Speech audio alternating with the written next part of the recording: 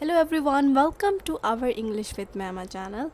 Today we are diving into the word of verbs, the words that bring actions to our sentences. Whether it's running, thinking, or just being, verb are where all the actions is. So let's get started. Have you ever wondered why verbs are so crucial in our sentences? Or why they have so many rules? Stick around, you will find out. What is a verb? Let's start with the basics. Verbs are words that describe actions, whether it's physical or mental. Verbs also describe a state of being, like the verb be, become, or exist. For example, Sarah ran across the field, kicked the ball, and scored a goal. Or a famous quote from the King Louis, I am the state. Verb can also act as helper verb to change the tense of another verb. They can even turn a positive statement into a negative one with words like not. For instances, she has been jogging for a month and already feels her stamina increasing. Or, I don't feel so good. As famous said by Spider-Man. Remember, every sentence needs at least one verb. Without it, you got an incomplete sentences or sentence fragment. Now let's explore the different types of verb. Most verbs describe physical actions or activities, something external that can be seen or heard. These are also known as dynamic verb, also called action or event verb. Example: walk, laugh, swim, play, eat, drink, sing, dance, talk, say. But not all the actions are external. Some happens in our mind and feelings. These are still dynamic verb, though it's not always obvious. Example include consider, guess, change, grow, live, endure, succeed, fail. The opposite of dynamic verb are stative.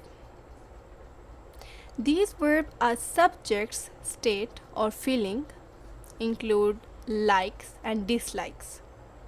Example are want, need, prefer, love, hate, like, dislike, seem, understand, know, believe, involve, realize.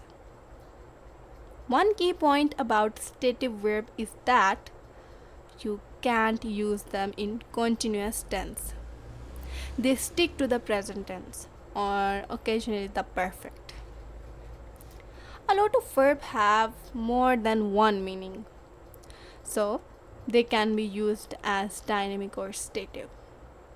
These include perception words like see, hear, taste, smell, and feel.